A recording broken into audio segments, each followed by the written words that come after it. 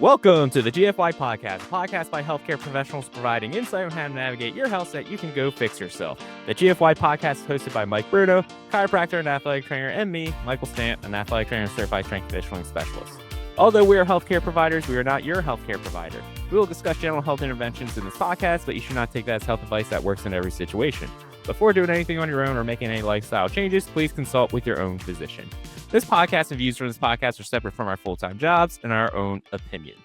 If you're enjoying the podcast, please leave us a review on your listening platform and or subscribe to our podcast at YouTube. Links to our show can be found in the show notes on any platform that you are listening to. Before getting into today's episode, shout out. My father-in-law. Yep, the third great Mike. The Mike from Jersey. He is probably one of our biggest fans, and we are also a huge fan of his. So shout out to you. Cheers. Coffee. So gave us a little bit of support through the podcast. Anyone else who wants to support us, support the coffee that we just drank, support some diapers that I need. This kid blows through diapers, I'll tell you what. And he uses a lot of them, or yeah, just it makes it out of the diaper. Honestly, it doesn't make it out of the diaper as much, but I think it's because we have to change him so much because he's a frequent pooper. Like father, like son. Yep, exactly. So moving on to finishing the job off. Oh, you're getting good at this, dude. Trying to. Inner dad and myself. So what we're discussing today is, I was looking at a recent article and there are a couple stats. I don't have it in front of me, but it talks about how a lot of times people get discharged from PT. They use a lot of their visits, especially post-surgical. They use a lot of their visits up front. And then by the time it comes to, all right, you're going to get back to running, you're going to get back to rock climbing, whatever it is, well, sorry, you're out PT visits, or hey, we're only going to do once a week, and the check-ins start being less and less. And what happens a lot of times, a lot of people start kind of skipping out on that end stage rehab. So we're going to discuss some strategies to make sure that you don't do that. Yeah, I like this. I like this a lot. It's especially because there's a lot of people that I see who have gone through that situation where they've tried PT, they've tried chiro, and they were discharged from care when they had less pain, or they could walk, or they could sit in the car for 10 minutes, or they just ran out of visits, which is the crazy. Yeah. They're like, even if that person wanted to keep coming back in, they're like, no, you can't, you don't have any more visits. It's not about that, is clinic focused care, not client focused care. Client focused care is, hey, you have a problem, this is what it's going to take to fix it, these are the steps that are going to take us to get there. And most of the time people do step one, which is that get out of pain. A lot of people fall off after that. Some people get into the foundational strength and things like that. Not many, maybe 10 to 20%, and then even less end up in that performance phase for the people who are trying to run and do all those active things. And what's interesting is, right, when you're in that setting in your billing insurance and whatnot, you're supposed to utilize what are called patient-reported outcome measures, or they're surveys. They're essentially surveys say, hey, are you still improving this or that? But interestingly, in the same breath, and you can correct me if I'm wrong, right? Yeah. If you're not making any more improvement on those measures, they go, well, you don't need PT anymore, or you don't need care anymore. So even if you stagnate in what you're doing, it just goes, oh, well, that sucks. It looks like you're just that's it. That's your new baseline in a sense, and you're just stuck there, which that kind of stinks, because then you're just kind of kicked out to the street.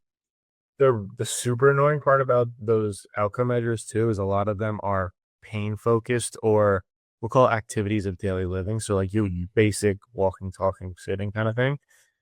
And that is when the cutoff happens, because that's all the insurance company will likely pay for. So if you are in active pain, or you can't do your day-to-day tasks, that's what they're willing to cover. But once you get out of that phase, then it's like, okay, I'm ready to live my life and enjoy myself. And like, no, we're not going to do that. That's your responsibility. Yeah, that's crazy. I never really thought about it because, right, I don't bill insurance or anything, but I know the patient-reported outcomes that I would use specifically with sports.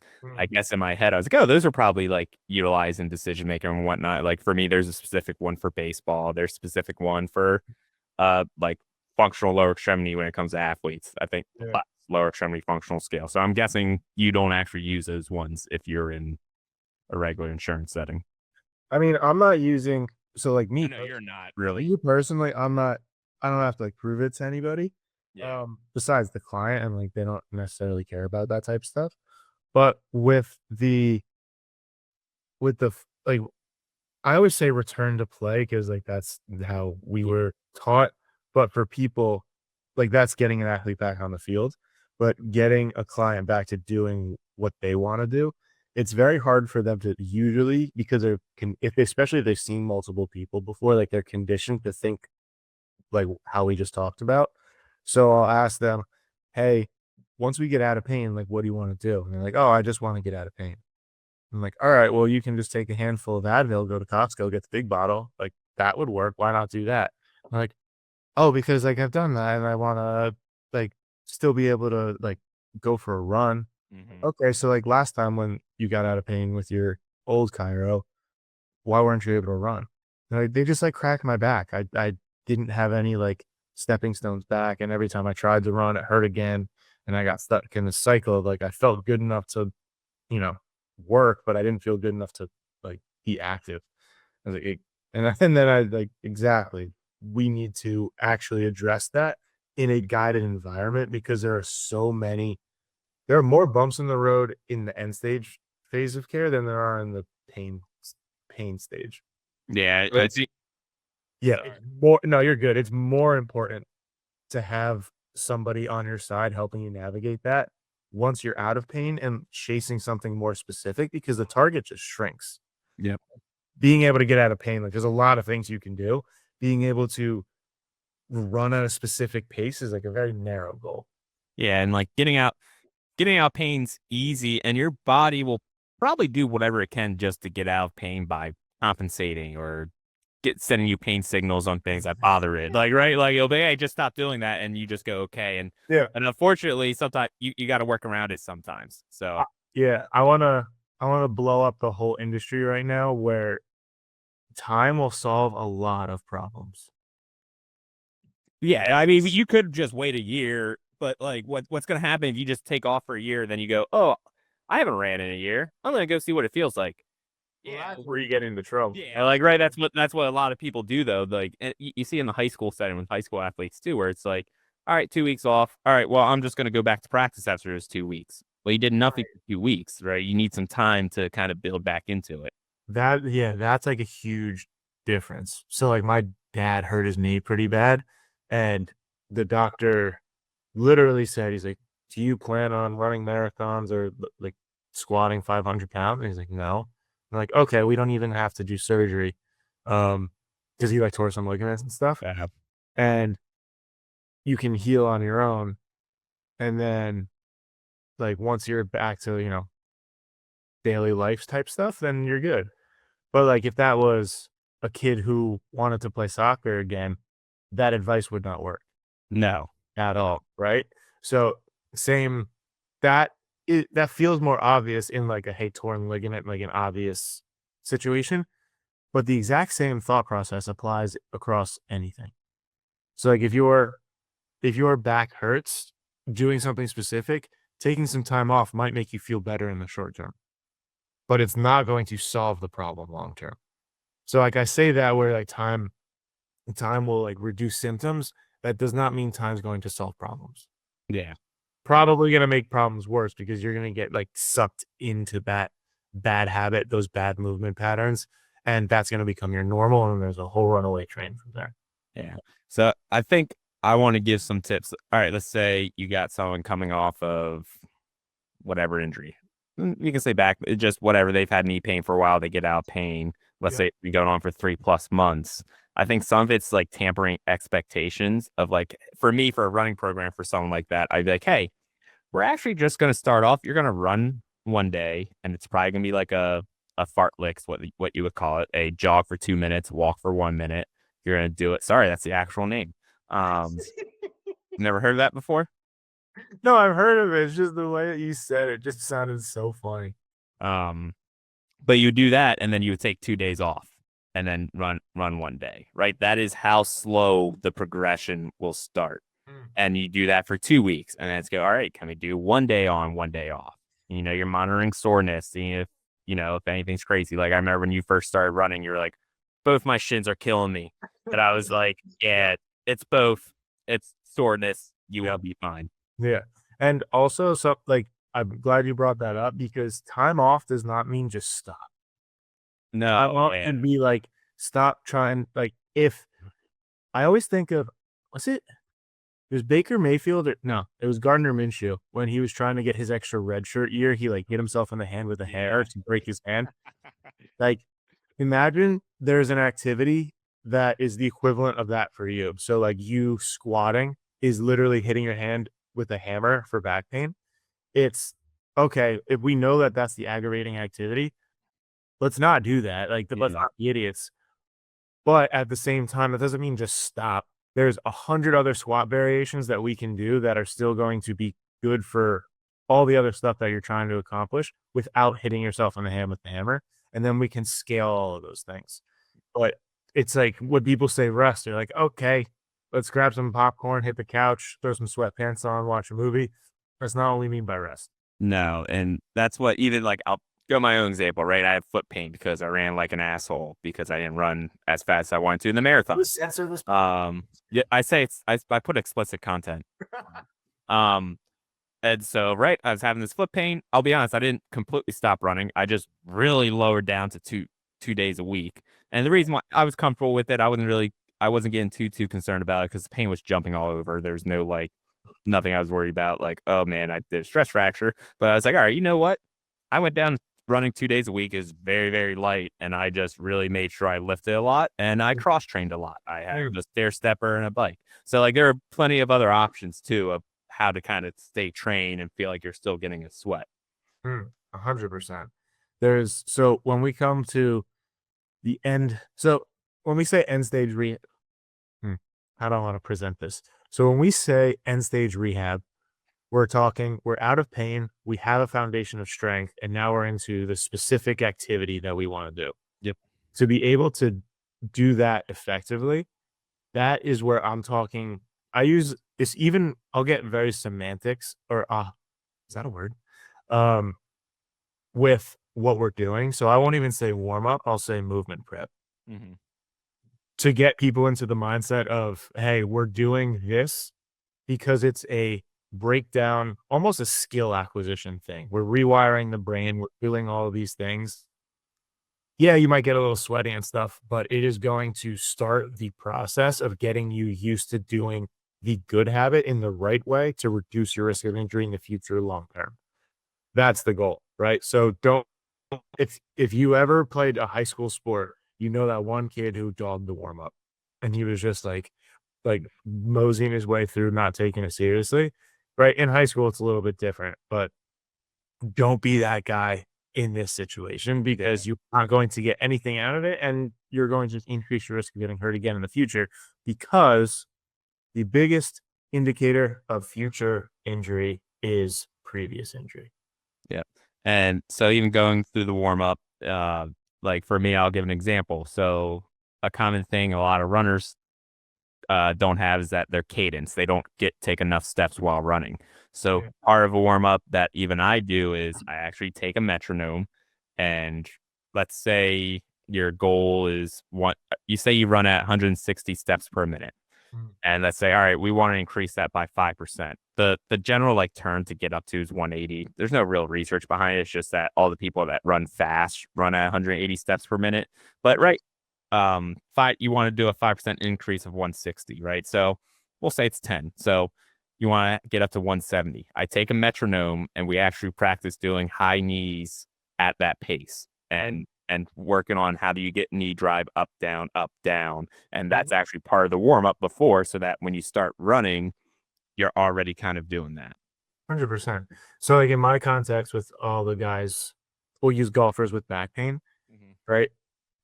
After we're out of back pain, after we have the foundational strength and movement stuff set, all of the performance stuff looks like golf, kind of, sort of, in some way. There's a lot of fast rotation, right? Where conventionally people, if you go talk to the orthopedic, he's like, fast rotation is going to be bad for your back. It's like, yeah, dipshit. Like golf is fast rotation on your spine. So you have to be able to do the thing well. If you just avoid it and you're scared of it and you're timid, shy, whatever about it, then over time, you're going to develop a different movement pattern that is going to A, put your back at more risk, and B, probably hurt something else along the way. Yeah. So you have to, that's that situation where instead of running away from the storm, you're running head on after you're prepared to do so. Yeah. Well, I think that's why a lot of people get lost, that they just don't actually get prepared to do what they want to do. Yeah. And I think that's where, right, if they got out of pain, did like a full strength program. The problem is that a lot of people get out of pain and then they're off on their own, and that's where they struggle. So they never really get the foundational strength aspect of it. To be fair, like I wasn't taught in school. There's a lot of clinicians out there who know how to do the basic rehab stuff and the hands-on stuff, and then are like Bambi on ice when they're trying to teach rehab. Yeah, like And how to actually load someone, like what is actually hard stuff for someone to do. I think in athletic training, it becomes very natural because we are like, as AT students, we're surrounded by strength coaches, and we realize that like, oh, what they're doing is very hard and very heavy, or it's like, oh, they're having pain, but they're in the weight room still pushing weight around like it's no one's business. Like there's something else that we got to work on here, and a lot of times it was like just trying to appropriately load them as opposed to anything else. the first time clients get sweaty in my office, some of them are like, "Wow, I wasn't prepared for that." And it's like, "Well, yeah, you said you have an active goal, so we gotta hit this for real, right?" That's So crazy because I don't think I've ever run like a legitimate rehab session. Like there's sometimes like it's a little different like post surgical, but like if you're coming in and we're trying to work on something, like you're gonna get sweaty guaranteed. Like it just is what it is. yeah, like, I mean, if you're used to the, "Let me go in, lay down, like some nice calming music, heat pack, some stick." Yeah, especially that. Someone comes in, massages my back, and then I go on my way, and I can, like, go in my, business casual attire and, like, go right back to work after, like, cool, solves a certain type of problem, but it's not solving, it's that type of stuff is like square peg, round hole, Hmm. right? Where if you go in and for the relaxing, calm stuff, like, cool, I'm in full support of that as long as you know what problem that's attempting to solve. If you're trying to solve your running pain or your back pain during golf with that, it's not a good match. So, like, being very, very aware, and people don't say that. They're like, "Oh, you have back pain? Come on in." It's Yeah. like, "Hey, this will get you," if all clinicians said, "Hey, this stuff will get you to a point, and then once we get to that point, then we have to turn things up a notch." Right. And like Cool with that's essentially what we do, right? It's like, hey, Mhm. that simple stuff, and like I'm sure, like, all right, we will always like get after the tabletop exercise and whatnot, but probably in the beginning they're absolutely fine. Like, especially if you got someone who doesn't really do much of anything, it's fine to start there. But like that's only gonna get you. Even sweating with breathing exercises. Yeah. Or guys who are in the gym 5 days a week, will we be like, "Get off the table," and they're like, they have an outline of sweat on the for breathing. Yeah. Wild. It's That absolutely wild. when I worked with truck drivers, that'd be like what would happen with them, because they're sitting in a truck for 10 hours a day. But yeah, it's like they get you to that point, like right. If all you did were the breathing exercises, yeah, that gets them out of pain, but then they would never get to anywhere else. 100%. So Yeah. we got anything else to discuss there? No, it's a quick hitter episode. Yeah, I think from, like, my m one I think, hmm, my one biggest takeaway for this would be, like, once you are ready, once you're at that phase, you have to do things that look like the thing that you wanna do. Yeah, If you're not doing that, if you're trying to get back to running and your rehab or training doesn't look like running, you're missing the boat. and I also want to put the caveat: you're probably gonna have discomfort a little bit. There, it's like it's almost impossible to make that transition without some discomfort. And I think that's where a lot of people get held up on. And like, right, that's the number. That's the number I always put out of like to help people understand. It's like, hey, 0 out of 10, 10 me you want to go to the hospital.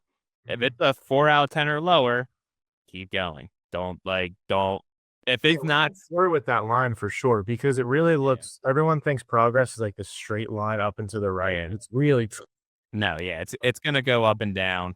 And right, another thing I always say is like, is it affecting how you move, or do you just feel it there while you're doing it? Because if it's not affecting how you move, I don't care. I shouldn't say that, but like, right, I'm not as concerned. You can be okay. Yeah, there is a level that you have to be comfortable with pushing through, but most people don't know where that line is. So that's where, again, working with somebody who knows what that line should look like. And I always say good bucket, bad bucket. And we define that very clearly like depending on, everybody has their own definition of that. So if it's good bucket, cool, push through it. Let's rip it. Let's ride. Bad bucket, no, don't push through that. Let's modify. Let's change things up. Let's figure it out. Yeah. I think that's, and it's funny because that's a little different. I was talking to someone the other day and they were like, oh, people would gotta love you because like if they have pain, they a lot of people, especially like runners, the crazy runners, like the ultra marathoners, it's like, oh, I had pain. They go to a doctor and they're told to stop, and people don't want to be told to stop. They want to be told, how do I work with it? But and like someone would love you because you're like telling them that they can still go with pain. I'm like, well, yeah, probably like that. Let me make sure I do the full eval, like asterisk. Let me do the full eval and see if that's fine or if it's something else. Especially with like ultra marathon, like you're probably worrying about stress injuries and things like that. But yeah, it's just like, I think some people have to recognize there will be discomfort in the transition. Right. Cool. Sweet. That's out, buddy. Go fix yourself.